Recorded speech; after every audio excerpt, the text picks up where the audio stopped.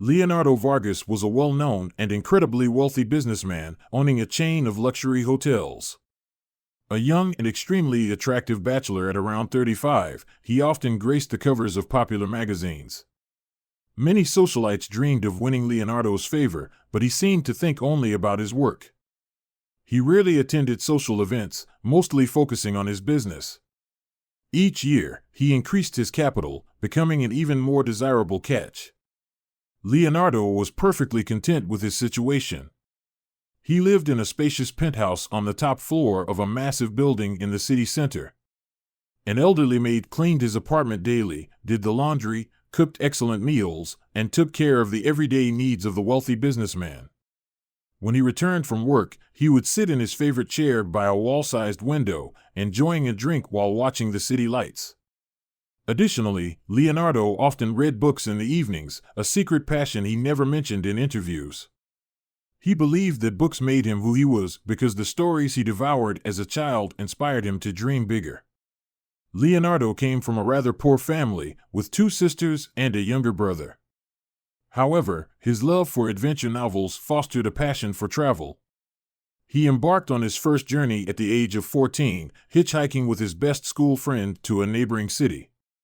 They stayed overnight in one of the most modest hotels on the outskirts of the city, and it was then that Leonardo realized how wonderful it was that there were places where travelers could rest from their adventures. This experience sparked his imagination, and he began dreaming of his own hotel projects. In his mind, he designed various hotels, one to be located in a massive tree, another in a mountain, and a third underground. He even imagined space hotels that could host tourists on Mars. Leonardo didn't stop there and asked his mother to buy him a sketchbook where he began drawing his projects.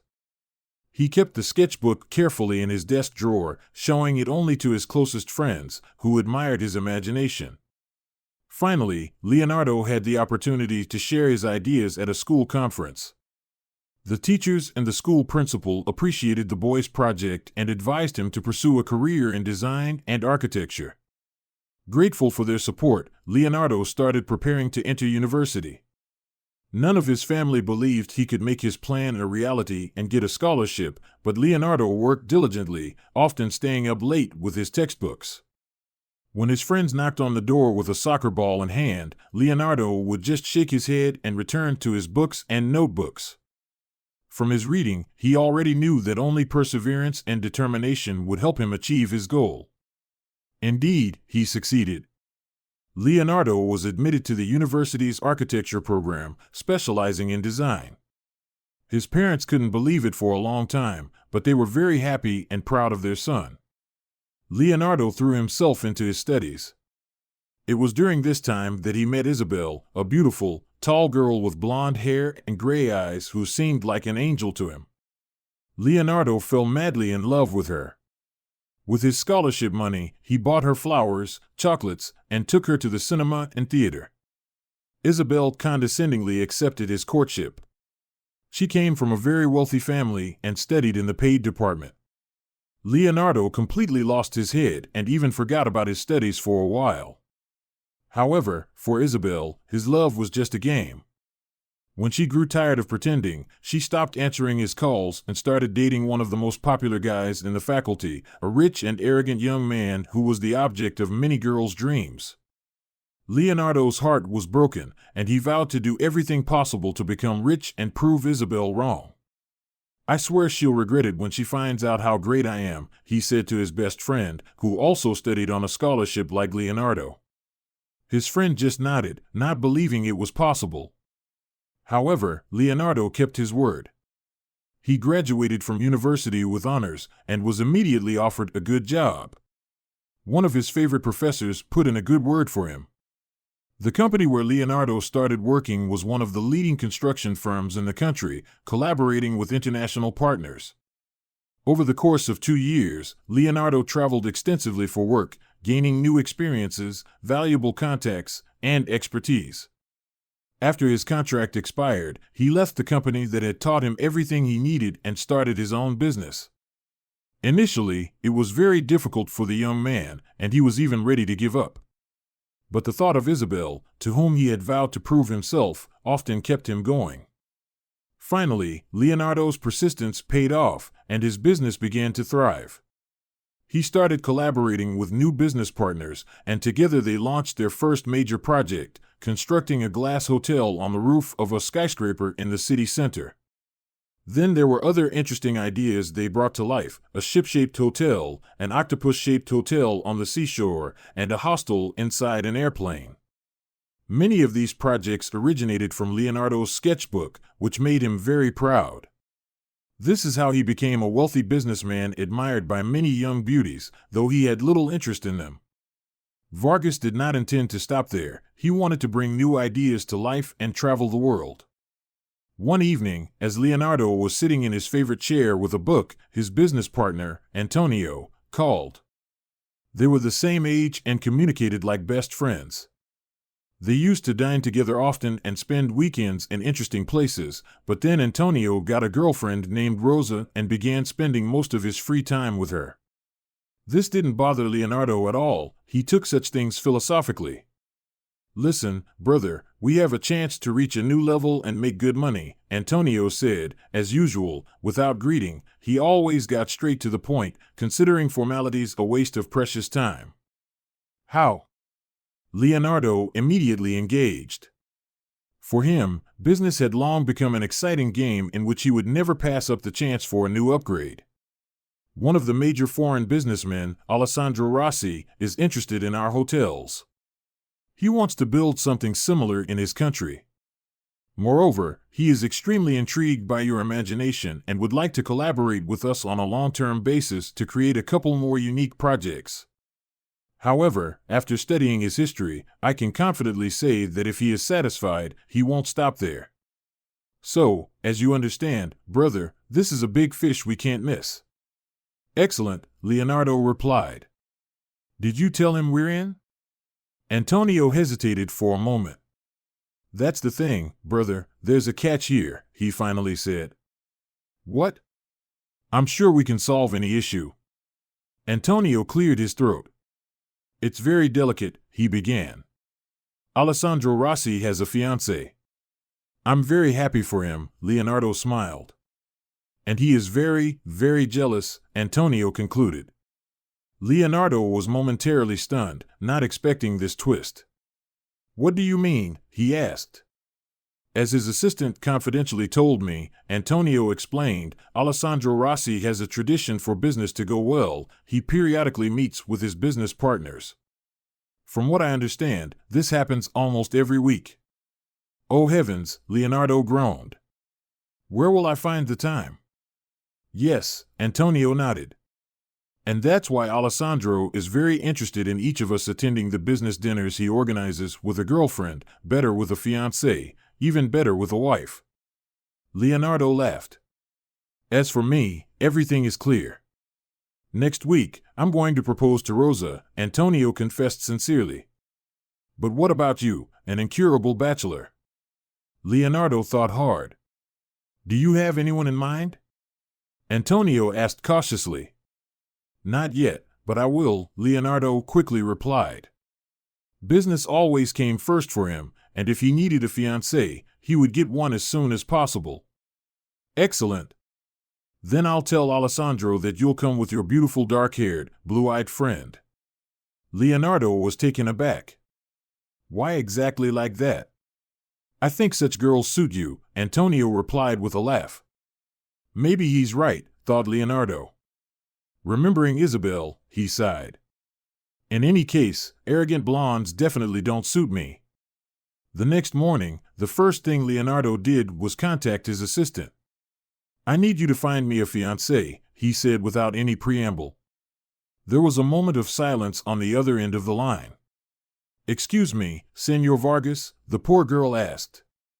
Find me a fiancée, Leonardo repeated. This needs to be done by the weekend. He hesitated for a moment, as if wavering, then added, she should be a beautiful girl with long dark hair and blue eyes, and preferably poor. Just a girl looking for a job who doesn't aspire to be with a famous and wealthy businessman. Additionally, she should be well-mannered, educated, and articulate. That's all. The assistant was silent for a while again. "But where will I find such a girl?" she finally asked. "Use all your connections and imagination," Leonardo replied and hung up. Soon, he received a message from Antonio on his phone. "Alessandro Rossi is expecting us for dinner at 7 o'clock on Saturday evening at Magnolia Restaurant on Central Avenue. How's it going with the fiancée?" Leonardo quickly typed a reply, "Excellent. The fiancée is in progress." On Friday morning, the assistant called to inform him that she had found several suitable candidates, in her opinion.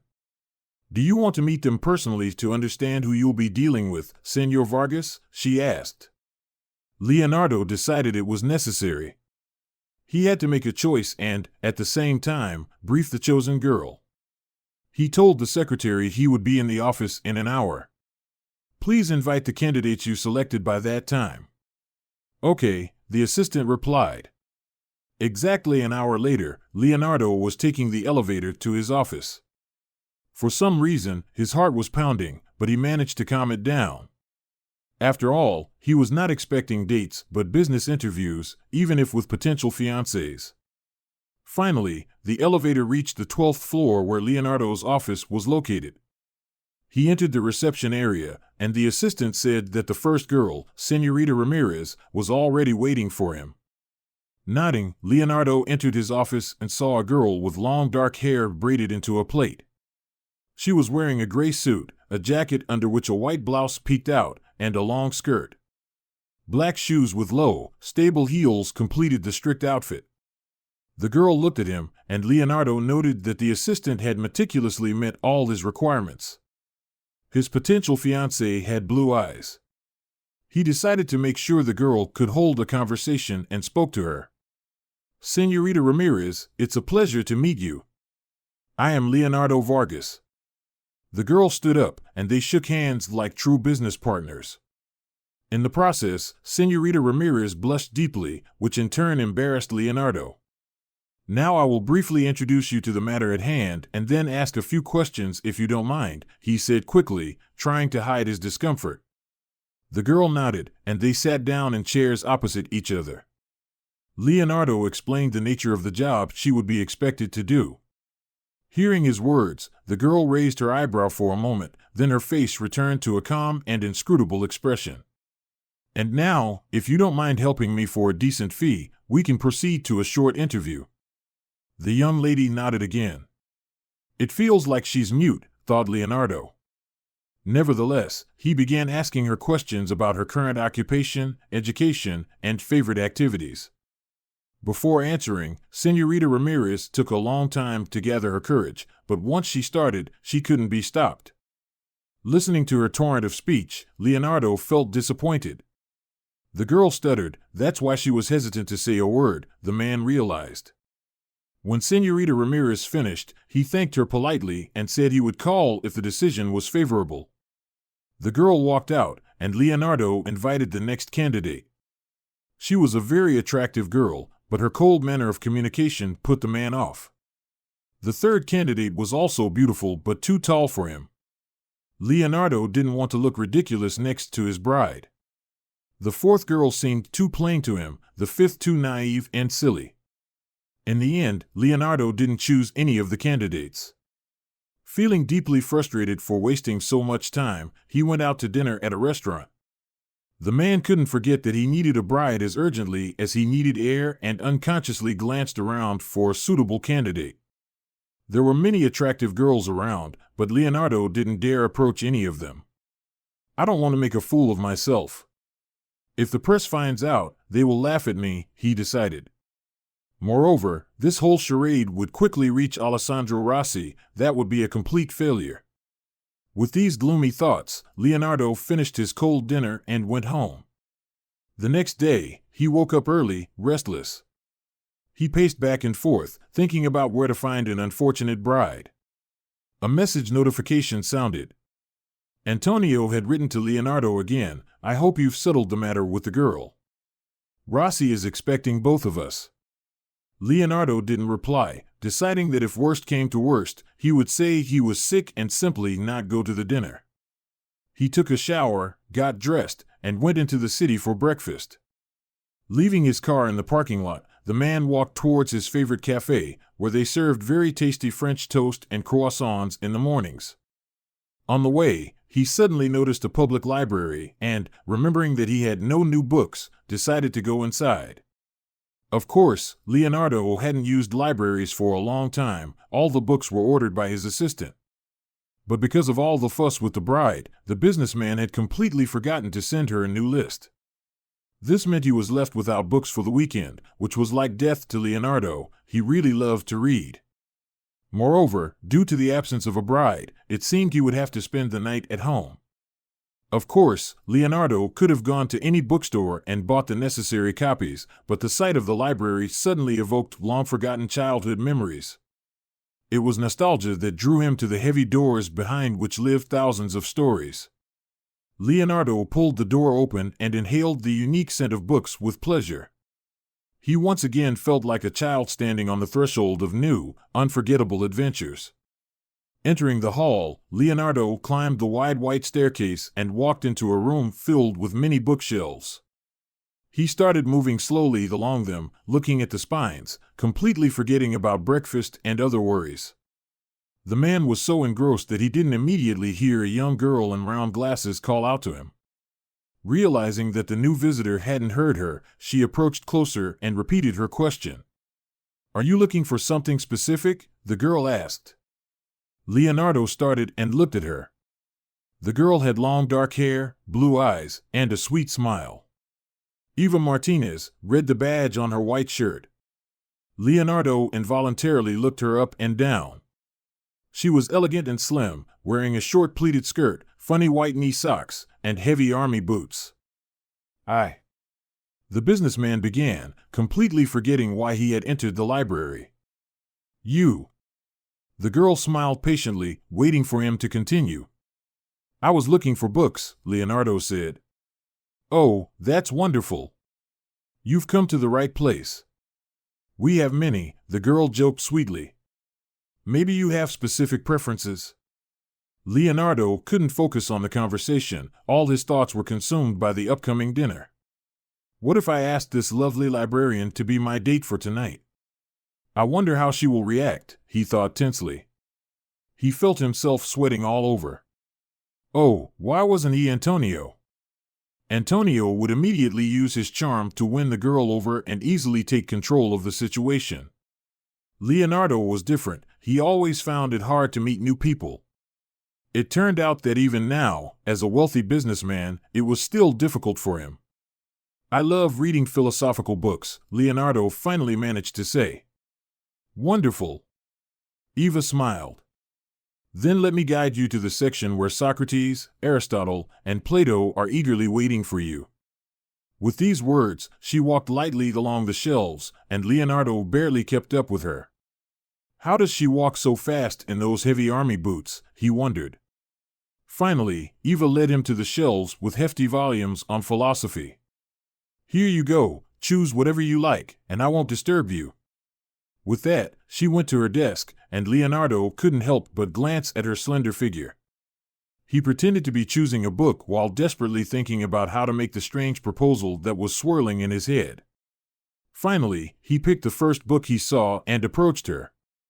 "Ah, Cicero, an excellent choice," Eva smiled broadly at him. "Are you already registered with us?" Leonardo shook his head. "All right, then I'll take a blank form, and I'll need your documents." Leonardo put down the book and took his driver's license out of his pocket. However, before handing it over, he looked intently at the girl. She raised her eyes in surprise, feeling his gaze. "Do you need something else?" she asked. "A special book that's not on the shelves?" "No, it's not quite that," Leonardo admitted. "Or rather, it's not that at all." "Then what is it?" Eva asked, slightly furrowing her brow and getting ready to listen attentively. Leonardo took a deep breath. "I need your help, but it's not the usual kind. I'd like to invite you to dinner." The girl's eyebrows went up. "But it's not a date," Leonardo quickly added. Eva laughed. "Then what is it? Do you want me to read you poetry?" "No, it will be a dinner with my business colleagues," the man admitted. Everyone will be there with their girlfriends and fiancés, and I. Oh, that's what it is, Eva guessed and quickly finished for Leonardo. And you have no one. Exactly, he nodded with relief. Eva thought for a moment. And when is this dinner? She asked. Tonight, Leonardo replied, his heart skipping a beat. He was afraid she might be busy, but Eva smiled again. Strangely enough, I am completely free this evening. Leonardo felt relieved and very happy. Great, he smiled. He inadvertently looked Eva over again. Just, do you have? It was again terribly awkward for him to say it out loud, but the girl guessed everything again. An evening dress? She asked. Leonardo exhaled and nodded. I think I can handle that, Eva nodded. If you need to buy something, I'll cover it, Leonardo quickly said. Here's my business card. Just send me the necessary amount in a message, and I'll transfer the money.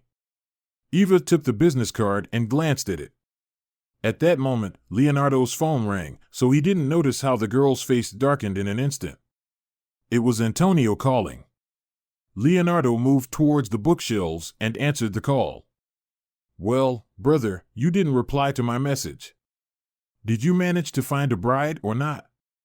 Antonio, everything is fine, Leonardo answered quietly. I will be with you in the evening. Why are you whispering? Antonio was surprised. I'm in the library, Leonardo replied and, without waiting for a response, hung up. When he returned to Eva, she had already filled out the form. She handed it to him for his signature. At that moment, there was not a trace of a smile on her face. She seemed to be remembering something intently. So, we're meeting at the restaurant in the evening, or should I pick you up? Leonardo asked. Oh, that's not necessary, Eva replied. I'll take a taxi. Write down my number. Leonardo nodded and entered the number she dictated into his phone. Then he took the book from the table and said, I will send you the restaurant address and dinner time in a message. Eva nodded reservedly in response. Leonardo headed for the exit with a strange feeling that something had changed about the girl, but what exactly?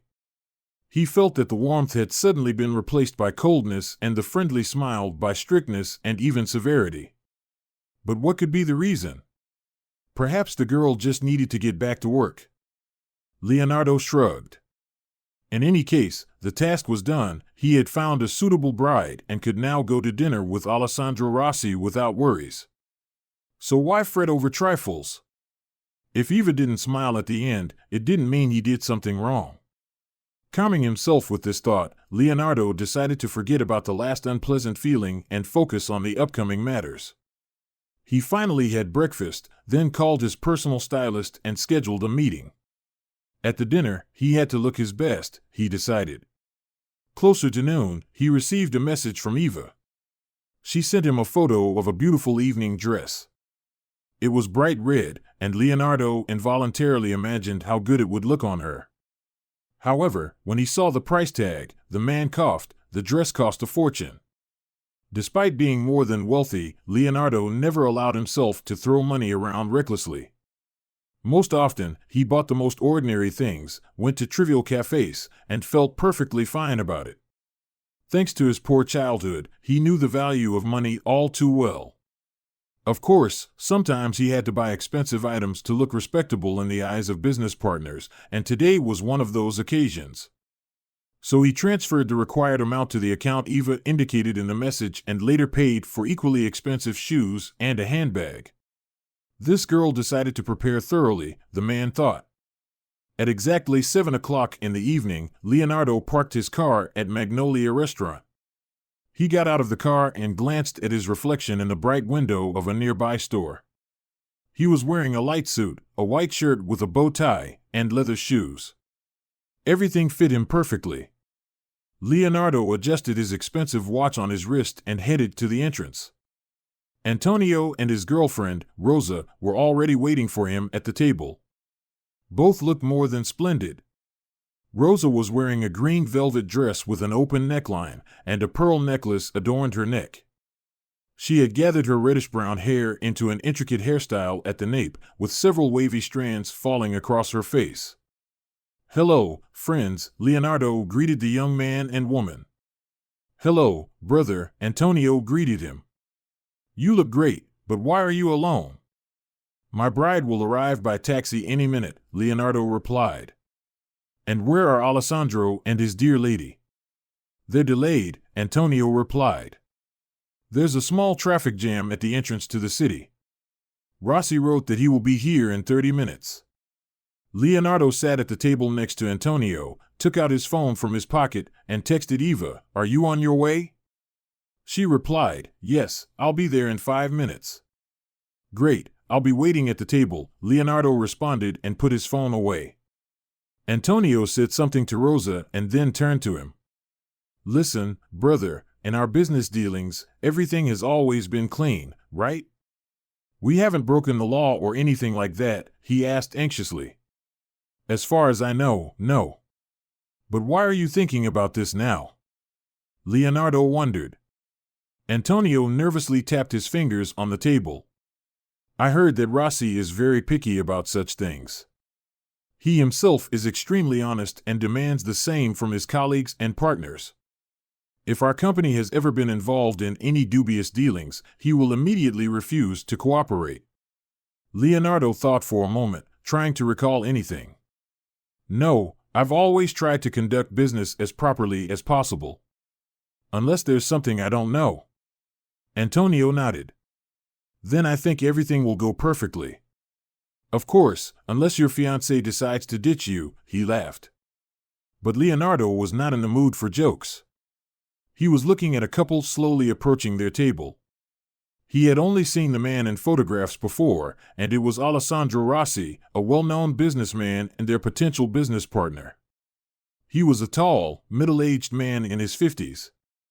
His smooth bald head shone under the lights, and his stylish checkered suit fit him perfectly. Rossi carried himself with great confidence. Following him was a rather tall young woman with blonde hair and big eyes with long lashes. A blue silk sheath dress accentuated her slim figure, and silver jewelry matched her light gray eyes beautifully. Leonardo stared at Rossi's companion, not believing what he saw. He undoubtedly knew her very well. Alessandro's companion was Isabel, the same woman who had once broken Leonardo's heart at university. Now he understood why Rossi was so jealous of his partner. This woman had always been flighty.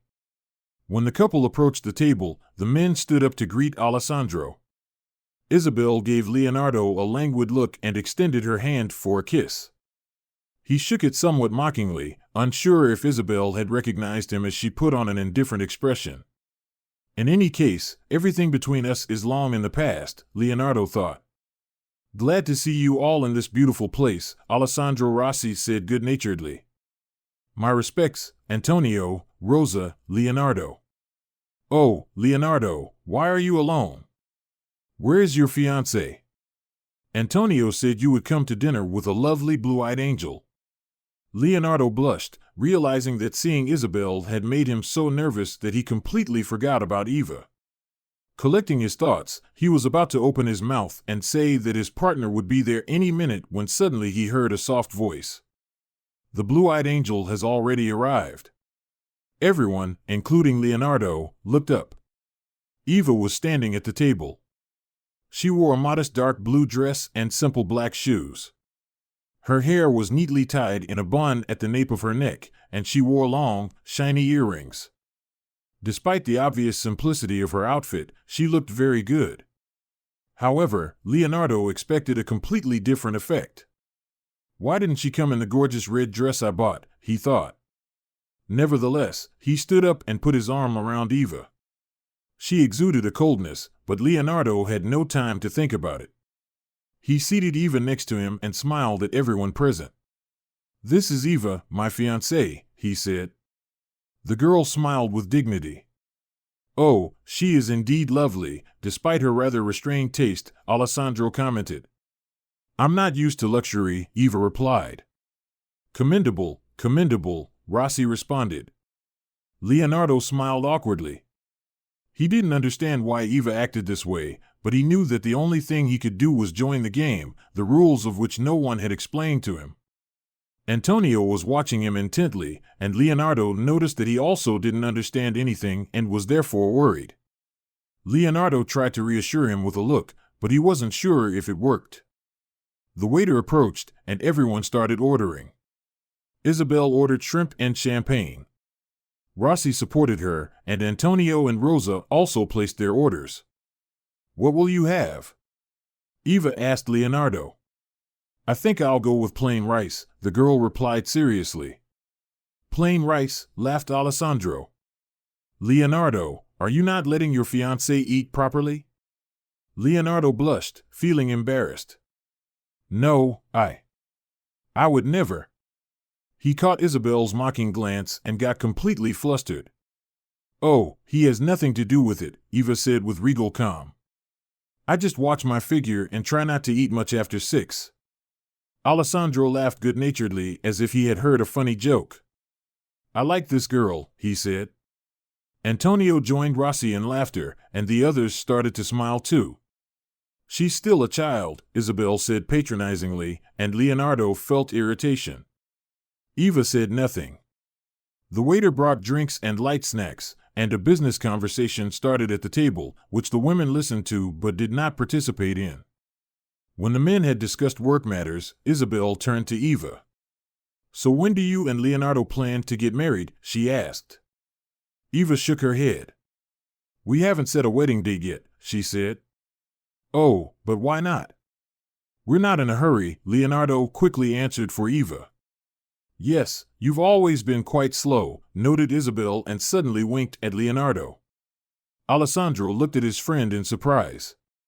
"How do you know that?" he asked, looking at Isabel suspiciously. "My sister went to university with him," the girl lied. This unsettled Leonardo.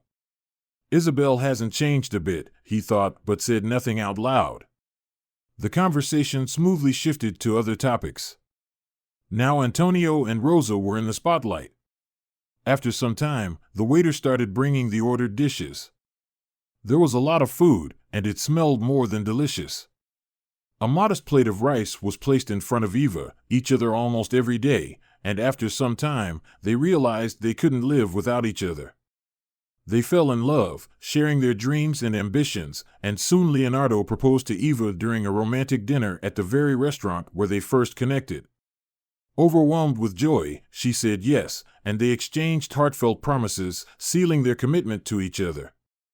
A few months later, they got married in a beautiful ceremony surrounded by friends and family. It was a day filled with love and laughter, and as they exchanged vows, Leonardo felt a sense of completeness he had never known before. After the ceremony, they embarked on their honeymoon, excited to explore different countries where famous writers had lived and visit the places they once frequented. Their trip was a resounding success, filled with visits to iconic landmarks and quaint bookshops that sparked memories of their shared passion for literature. Each new destination brought them closer together as they discovered more about each other's tastes and interests. They wandered through the streets of Paris, walked along the canals of Venice, and marveled at the literary history of London. With every new experience, their bond deepened, and they began to dream of their future together. Upon returning from their honeymoon, Eva moved into Leonardo's luxurious apartment. The evenings were now spent side by side on the couch, reading their favorite books, discussing the plots, and imagining their own stories. It was a quiet time filled with love and happiness. Their relationship flourished, and they took pleasure in the simple routines that defined their life together, cooking dinners, sharing morning coffee, and planning their next adventures. However, as Leonardo immersed himself in his business, he felt the pressure to maintain his success. His company continued to grow, but he struggled to balance work and family life. He often found himself working late into the night, poring over contracts and proposals, while Eva encouraged him to take breaks and enjoy life outside of the office. One evening, after a particularly long day, Leonardo returned home to find Eva sitting on the couch, her brow furrowed in concern. She looked up as he entered, her expression a mix of worry and warmth. "Leo, we need to talk," she said softly, patting the seat next to her. He sat down, sensing the seriousness of the moment. "What's on your mind?" "I feel like we're drifting apart," Eva admitted, her voice trembling slightly. "You've been working so much lately, and I miss spending time with you." Leonardo sighed, running a hand through his hair. "I know, and I'm sorry. I'm just trying to ensure everything goes smoothly with the company. It's important for our future." Eva nodded, but her eyes reflected disappointment. "I understand that, but I want to build our future together, not just through your business successes. We need to prioritize our relationship." Leonardo felt a pang of guilt wash over him. "You're right. I've been so focused on work that I've neglected the most important part of my life, you." Eva smiled gently, sensing his sincerity. "Let's make a plan. How about we set aside at least one night a week for just us? No work, no distractions." Leonardo smiled back, feeling a weight lift from his shoulders. "I'd love that. We can start our own tradition, just like we did on our honeymoon." From that moment on, they made a commitment to prioritize each other. They turned their evenings into special date nights, whether it was cooking a new recipe together, watching movies, or simply enjoying long walks in the park. Their laughter filled the apartment, and slowly but surely, their bond grew stronger. As time passed, Leonardo noticed a change in himself. The stress that once consumed him began to dissipate as he focused more on his marriage. He realized that success in business was meaningless without someone to share it with. Eva became his anchor, reminding him of what truly mattered. One sunny afternoon, while walking through a beautiful botanical garden, Leonardo took Eva's hand in his, a newfound determination in his heart. "I want to expand our family," he said, looking into her eyes. Eva's face lit up with surprise and joy. "Really? You mean it?" "Absolutely. I think we're ready for that next step. I want to be a father, and I know you'd be an amazing mother." Tears of happiness glistened in Eva's eyes as she nodded. "Yes. I've always dreamed of having a family with you." Their hearts full of love and excitement, they began discussing their hopes for the future. The thought of starting a family filled them both with anticipation, and they eagerly looked forward to this new chapter in their lives. Months later, as the seasons changed, so did their lives. Eva revealed the news they had both been longing for: she was pregnant. The joy that erupted in their home was immeasurable. Leonardo embraced Eva, holding her tightly as they celebrated this miraculous news. As they prepared for the arrival of their child, Leonardo found himself reflecting on how far he had come. The boy who once dreamed of building hotels now envisioned a future filled with family and love. He and Eva decorated the nursery together, choosing soft colors and creating a warm, inviting space for their little one. When the day finally arrived, Leonardo held Eva's hand in the hospital room, his heart racing with excitement and nervousness. They welcomed a beautiful baby girl into the world, and in that moment, everything changed. As he looked into her tiny face, he felt a love deeper than he had ever known. In the following weeks, they navigated the joys and challenges of parenthood, supporting each other through sleepless nights and overwhelming emotions. Their bond as a couple transformed into a partnership grounded in love and shared experiences. Leonardo knew he had made the right choices, cherishing every moment with his family. As they settled into their new routine, he felt grateful for the journey that had brought them together and for the little family they were building. And as they sat together on the couch, reading books and sharing laughter, Leonardo realized that he had truly found his place in the world, not just as a successful businessman, but as a devoted husband and father.